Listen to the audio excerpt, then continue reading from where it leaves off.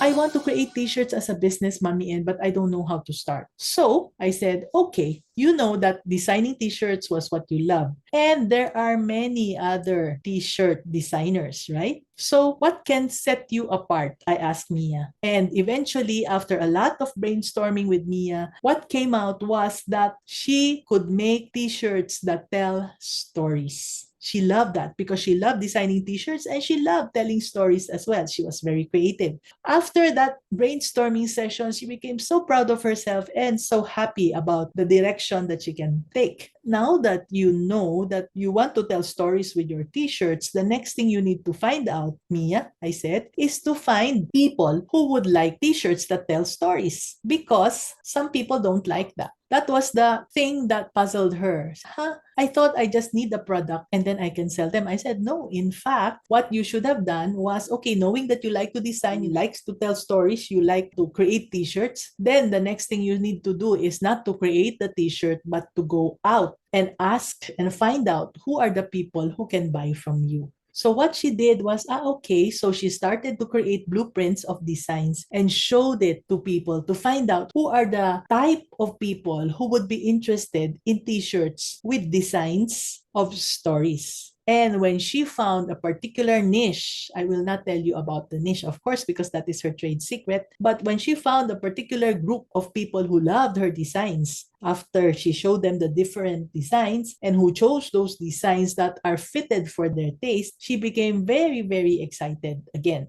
So the first step really is to find an alignment between your customers and what you'd love to do. So after she found that, she looked around again and found out that there were not many people doing her type of t-shirt design. So that was the first step. The second step, after she found out that there are people who are willing to buy her t-shirt designs and there are not many competitors, actually there are no competitors who can do it the way she does, the second step is to plan her business. So I guided her to write down her ideas on paper. There was so much to think about and she was so overwhelmed with the process. And I said, okay, just take it slowly one by one. And then now, since you already have people who are ready to buy your product and you already have an idea, then do the computation. You don't even need to do the t-shirt. Or you can create the t-shirt if you want to so that you will know how much it will cost, but just create one and then make a projection of the many that you will be creating. So she started with how much the things will cost. It was very tough because it was very difficult to do the mathematics for just one t-shirt. It was tough, but I guided her and she felt very confident afterwards.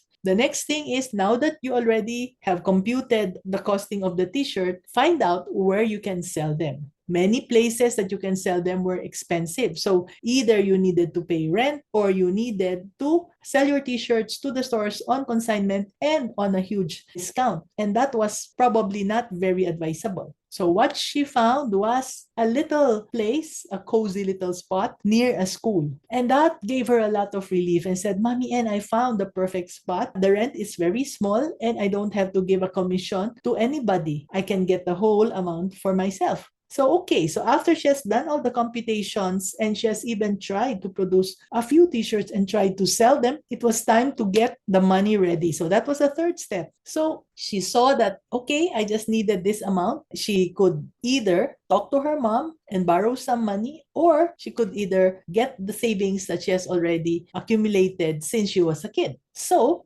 if she does not have enough money, one of the sources would be, of course, her family or maybe the bank. But for a small business, banks are not that open to support small businesses. And therefore, the best thing really is to get investors, to get people who would lend you money. And these people are the people who trust you and who love you and hopefully will not charge you interest. But as early as now, if you have plans of going into business, the best thing to do is really to set money aside so that you don't have to borrow later on. Okay, so that was step 3. Step 3 was to prepare the money. And step 4 is to really start.